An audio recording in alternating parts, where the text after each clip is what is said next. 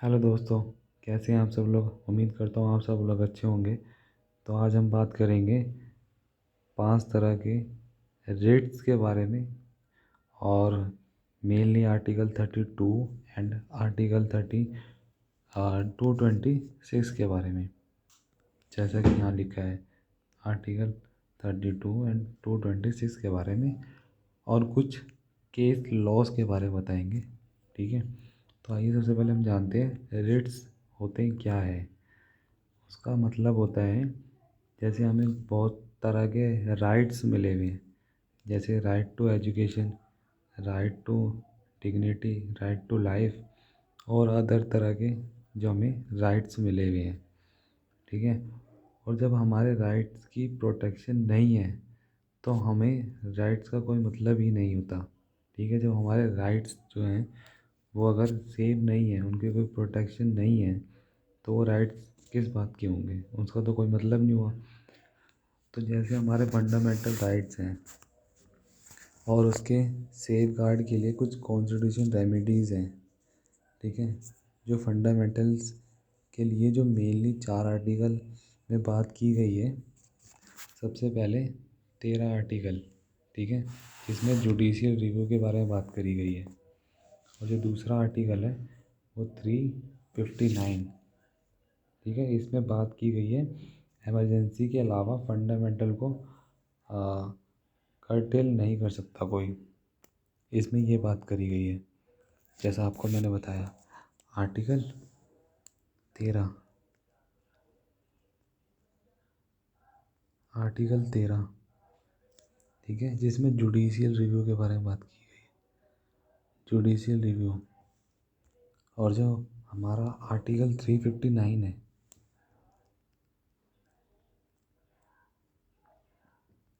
359, इसमें बात करी गई है इमरजेंसी में,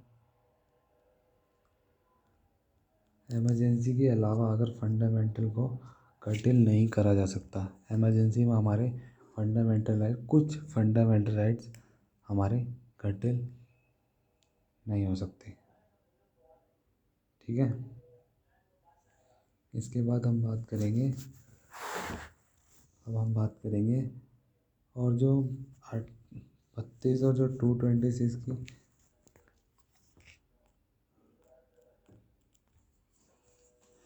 और हम बात करेंगे 32 आर्टिकल एंड 226 आर्टिकल के बारे में। ठीक है, तो जैसा कि फंडामेंटल राइट की जो हमारे पार्ट थर्ड में जो 12 से 35 तक की बात करी गई है, फंडामेंटल राइट, ठीक है, FR fundamental right, part third 12 से लेके 35 तक बात करी गई है आर्टिकल्स में। और आर्टिकल 32, जिसमें फंडामेंटल राइट्स की प्रोटेक्शन की बात करते हैं, वो खुद एक फंडामेंटल राइट है, जैसा कि आपको पता ही है। तो आर्टिकल 32 मेनली जो बात करता है, वो बात करता है two type of power and rights की बात करता है। ठीक है, बस सुनते जाओ, अभी आगे आगे धीरे धीरे समझ में आएगा आपको। ठीक है, मैंने पहले क्या बताया, आर्टिकल 32 है जो फंडामेंटल राइट्स की प्रोटेक्शन की बात करता है, वो खुद एक फंडामेंटल राइट है। और आर्टिकल 32 जिसमें mainly two type of power की और एंड राइट्स की बात करी गई है। सबसे पहले जो कहा गया आर्टिकल 32 में, उसमें ये कहा गया है, पावर जो देता है ना आर्टिकल 32, वो पावर देता है किसी इंडिविजुअल की फंडामेंटल राइट्स वॉयलेट होते हैं तो वो सुप्रीम कोर्ट जा सकता है। ठीक है, और वो पर्सन सुप्रीम कोर्ट को अप्रोच कर सकता है। और जो दूसरी पावर है वो ये है, आर्टिकल 32 में सुप्रीम कोर्ट को यह पावर देता है कि सुप्रीम कोर्ट 5 तरह के रिट्स इशू कर सकता है फंडामेंटल राइट्स को प्रोटेक्शन करने के लिए। ठीक है, आर्टिकल 32 के जो फीचर या पावर के जो कारण सुप्रीम कोर्ट को protection and guardian of fundamental rights कहा जाता है। जैसे मैं अब आपको बताता हूँ, 1 मिनट रुको। जैसे आपको पता ही है कि आर्टिकल 32 में सुप्रीम कोर्ट को ये पावर दी गई है कि सुप्रीम कोर्ट 5 तरह के जो हमारे रेट्स हैं ना, 5 तरह के रेट्स वो इशू कर सकता है ना। ये रहा हमारा हैबियस कॉर्पस, मैंडेमस, सर्टियोररी और को वारंटो। ये हमारे रेट्स हैं जो सुप्रीम कोर्ट आर्टिकल 32 के तहत इशू कर सकता है, ठीक है। और ये हमारे फंडामेंटल राइट्स को वॉलेट होने से बचाता है, ये चीज़ याद रखना। अब जो आर्टिकल 32 के जो फीचर्स हैं या जो पावर है, उसके कारण सुप्रीम कोर्ट को protection and guardian of fundamental right कहा जाता है। 1 मिनट में लिख के बता देता हूँ, ये चीज़ लाइन याद रखना हमेशा, क्योंकि पूछी जाती है ये चीज़। सुप्रीम कोर्ट को क्या कहा जाता है? प्रोटेक्टर एंड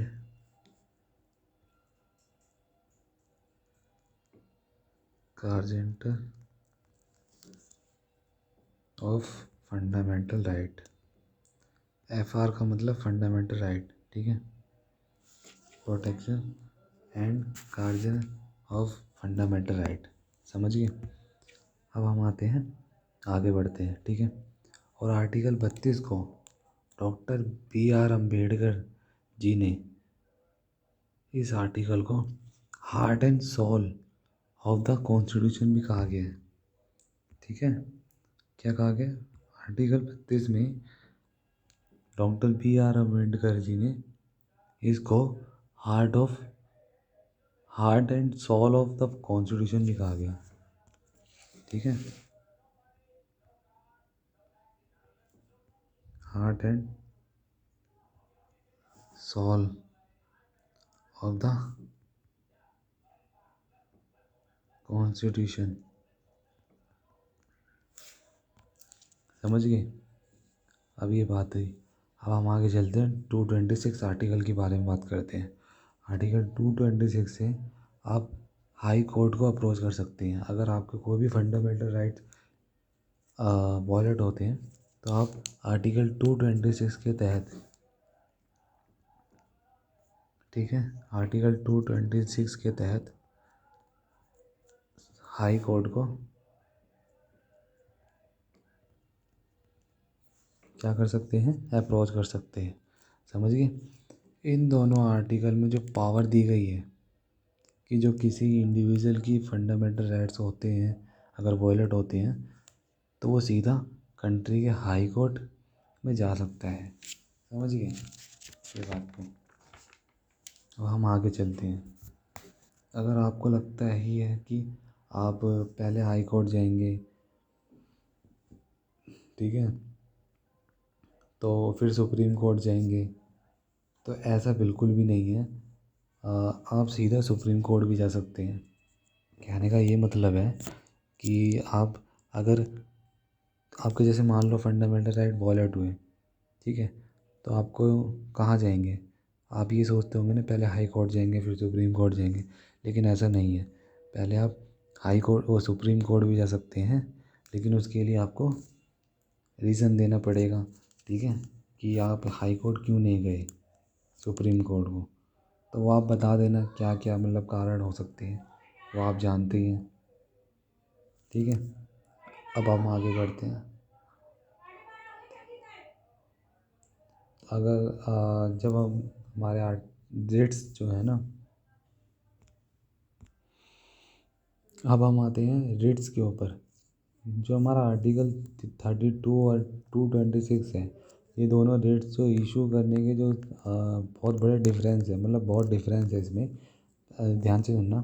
और जो डिफरेंस है ना, वो आर्टिकल 32 में जो रेट्स इशू जो करते हैं ना, वो हम सिर्फ फंडामेंटल प्रोटेक्शन के लिए करते हैं, ठीक है। लेकिन आर्टिकल जो 226 है, वो जो है वो फंडामेंटल के साथ साथ अदर पर्पस के लिए भी यूज़ कर जाता है। जैसे कि आपको एडमिनिस्ट्रेटिव ट्रिब्यूनल्स के लिए, ठीक है, एडमिनिस्ट्रेटिव ट्रिब्यूनल के लिए, समझ गए। और इनके डिसीजन के अगेंस्ट रेस्ट इशू कर सकते हैं, ठीक है। और दूसरा डिफरेंस है आर्टिकल 32 के अंदर अंडर पार्ट थर्ड में आता है कि जो कॉन्स्टिट्यूशन रेमेडी है वही फंडामेंटल है, और आर्टिकल 226 की जो रेमेडी है वो फंडामेंटल नहीं है। ये चीज़ आपको कंफ्यूज कर रही होगी।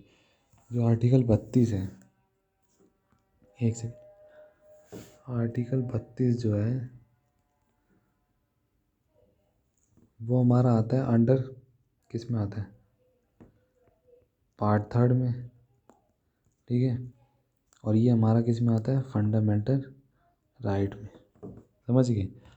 लेकिन अब जो दूसरा आएगा हमारा आर्टिकल 226,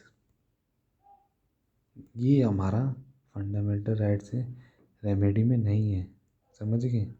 फंडामेंटल राइट्स की रेमेडीज़ में नहीं है, ये डिफरेंस है। आपको मैंने बताया ना ऊपर कि डिफरेंस है, समझ गए। आर्टिकल 32 और 226 के अंदर डिफरेंस क्या है। और अगर नहीं समझ में आए तो दोबारा एक बार रिपीट करके देख लो, समझ आ जाएगा। इसके बाद कहीं जाने की ज़रूरत नहीं पड़ेगी आपको। अब हम आते हैं मेन बात पे, किस पे, रेट्स के ऊपर। तो आइए हम जानते हैं सबसे पहले रेट्स कितने टाइप्स के होते हैं। जैसे मैंने आपको बताया ऊपर, रेट्स हमारे 5 तरह के होते हैं। हैबीस कॉर्पस, ये रहा हैबीस कॉर्पस, मैंडमस, प्रोहिबिशन, सर्टियरी और कोवेरेंटो, ये हमारे हो गए रेट्स, समझ गए। अब हैबीस कॉर्पस होता क्या है, कब इशू किया जाता है, तो ये जो हमारे जो रेट्स के नेम है वो लैटिन वर्ड से,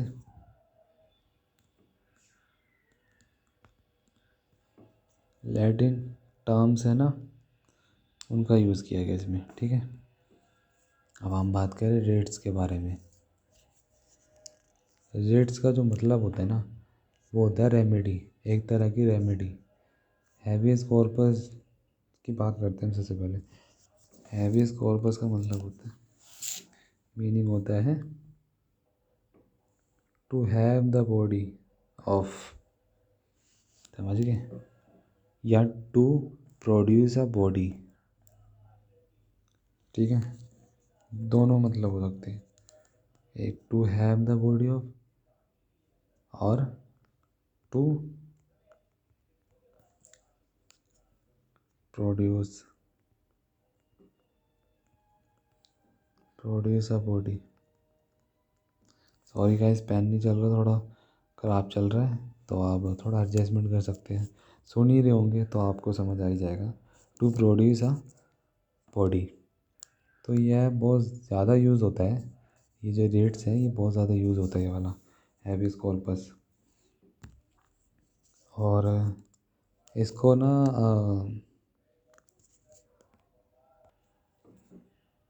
हैबीस कॉर्पस जब यूज़ किया जाता है जब किसी पर्सन को स्टेट ने इलीगली डिटेन कर रखा है, मतलब कि किसी को जेल में बंद कर दिए इलीगल तरीके से, समझ गए। हाँ, और उसके बाद अगर ये हैबीस कॉर्पस अगर रेट इशू करना है तो वो उसके फ्रेंड या रिलेटिव इशू कर सकते हैं उस पर्सन को रिलीज़ करने के लिए। और फिर सुप्रीम कोर्ट या हाई कोर्ट अथॉरिटी से पूछते हैं कि किस बेस पर उसे डिटेन किया गया है और फिर छोड़ दिया जाता है अगर वो निर्दोष है, समझे। कि अगर उसने किसी भी तरह का गुनाह नहीं किया, जैसे कि इलीगली डिटेन कर लिया जाता है, आपको पता ही होगा। कभी कभी ऐसे ऐसे केस आए हुए हैं, बहुत पहले आते थे और आज भी कहीं ना कहीं होते होंगे। तो इसका ये जो हैबीस कॉर्पस है ये 4 कंडीशन में यूज़ नहीं कर सकते, समझ गए। 4 कंडीशन में यूज़ नहीं कर सकते, समझ। पहला है detention is lawful and contempt of court second है, और थर्ड जो है डिटेंशन इज़ आउटसाइड, ठीक है, the jurisdiction of the court. Fourth जो है वो detention is by a competent court. समझ गई? आपको समझ आ रहा होगा, ध्यान से सुनना, अगर नहीं समझे दोबारा वीडियो देख लेना। तो अब हम बात करते हैं ये जो हैबियस कॉर्पस है इसका यूज़ कब किया गया था। ये एक केस है Rudul Shah and VS state of Bihar, जिसमें एक पर्सन को सज़ा होने के बाद भी उसे, जब उसकी सज़ा पूरी हो गई तो उसको 14 साल की जेल और दी गई। तो इसमें इस हैबियस कॉर्पस का यूज़ किया गया था, ठीक है। अब हम चलते हैं मैंडेमस के बारे में। मैंडेमस को जो यूज़ किया जाता है उसका जो मतलब होता है वो मतलब होता है वी कमांड।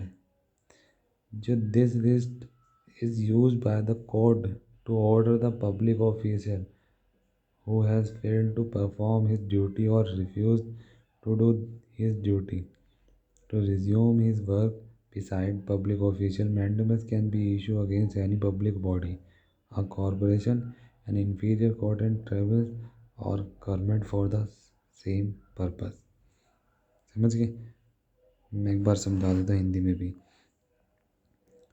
एक तरह का कमांड होता है जो कॉन्स्टिट्यूशन या स्टैट्यूटरी, नॉन स्टैट्यूटरी या यूनिवर्सिटी या ट्रिब्यूनल किसी पर भी यूज़ कर सकते हैं, और इसे पब्लिक ड्यूटी या परफॉर्म करने के लिए कहा जा सकता है, ठीक है। किसी भी पब्लिक ऑफिशियल को पब्लिक ड्यूटी को परफॉर्म करने के लिए कहा जा सकता है इस रिट्स द्वारा, मैंडेमस द्वारा। तो अब आप चलते हैं सर्टियोरैरी के पास, ठीक है। अभी मैं आता आगे पढ़ाता, पहले एक मिनट सर्टियोरैरी की बात करते हैं। सर्टियोरैरी जो है उसका जो मीनिंग है वो क्या है, to be certified. To be certified, एक सेकंड देखो, ये लिखा टू बी सर्टिफाइड या टू बी इन्फॉर्म्ड, इनमें से दोनों में से मीनिंग वही है, ठीक है।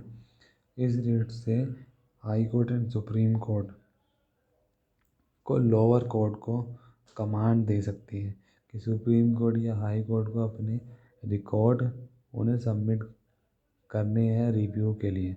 अगर वे रिकॉर्ड इलीगली पाए जाते हैं तो उसे ख़त्म किया जा सकता है, कि उस जजमेंट को मान्यता नहीं दी जाएगी उस केस को, ठीक है। अगर कोई भी जैसे मान लो कि कोई केस है और उसको रिव्यू के लिए भेजा गया है सुप्रीम कोर्ट या हाई कोर्ट में, और वो इलीगली पाया जाता है तो उसको हटा दिया जाएगा, उसकी कोई मान्यता नहीं मानी जाएगी उस जजमेंट की, ओके।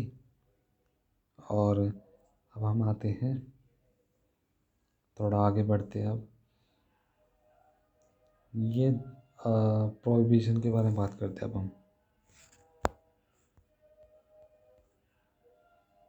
प्रोहिबिशन जो है उसका मीनिंग होता है टू फॉरबिड, ठीक है। जब केस की जजमेंट होने से पहले ही रोकना, अगर किसी जैसे किसी केस की जजमेंट हो रही है और उसे रोकना चाहते हैं तो उसके लिए हम प्रोहिबिशन का यूज़ करते हैं। जैसे जजमेंट होने से पहले अगर हम प्रिवेंट करना चाहते हैं किसी केस को तो रेट इशू करा जाता है, कौन सा, प्रोहिबिशन रेट्स इशू करते हैं। प्रोहिबिशन और सर्टियोरैरी ये दोनों अलग अलग हैं, समझिए। प्रोहिबिशन से समझ लो प्रिवेंट किया जाता है, प्रिवेंशन।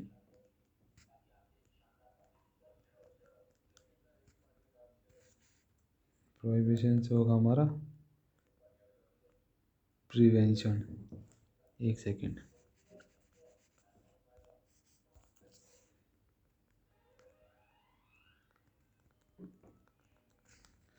और जो हमारा सर्टियोरैरी है उससे क्या होगा, क्योर होगा, ठीक है। हाँ, प्रोहिबिशन का मतलब हो गया प्रिवेंट, और सर्टियोररी का मतलब हो गया क्योर। समझ गए? जैसे कि यहाँ पर लिखा भी होगा, अभी आपको दिखाता हूँ। ये देखो, ये लिखा ना क्योर, ठीक है। और इसमें भी लिखा होगा प्रिवेंट में, हाँ प्रोहिबिशन में लिखा होगा, ये लिखा, ऐसा आपको पता ही होगा, ठीक है। देख लेना ध्यान से। तो आप दोनों समझ गए होगे प्रोहिबिशन कब यूज़ किया जाता है, जब किसी भी जजमेंट होने से पहले, किसी केस की जजमेंट होने से पहले रोकना है, तो उससे प्रिवेंशन वो प्रोहिबिशन रिट इशू किया जाता है, ठीक है। अब कोवेरेंटो के बारे में बात करते हैं। कोवेरेंटो का मतलब होता है पाइवट अथॉरिटी या वारंट, ठीक है। सुप्रीम कोर्ट या हाई कोर्ट ये इशू करता है, जैसे कोई पब्लिक ऑफिस है और वो किस अथॉरिटी से, ये जो पब्लिक ऑफिस है किस अथॉरिटी से अज्यूम किया गया है।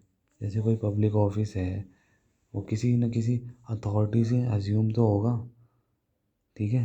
जैसे आप किसी कॉलेज में जाते हैं तो वहाँ एंट्रेंस देते हैं, तो किसी कॉलेज से एंट्रेंस ही तो देते हैं ना आप, किसी एग्ज़ाम तो देते हैं ना, कोई एग्ज़ाम तो दे देंगे, उसका नाम तो होगा।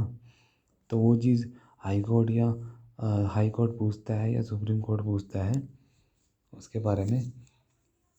तो अगर उनका टाइटल डिफेक्टिव होता है तो उनको पब्लिक ऑफिस छोड़ना पड़ता है, मतलब उनको पब्लिक ऑफिस से हटा दिया जाता है। वो अगर ये नहीं बता पाते कि वो किस अथॉरिटी से पास है, समझ गए?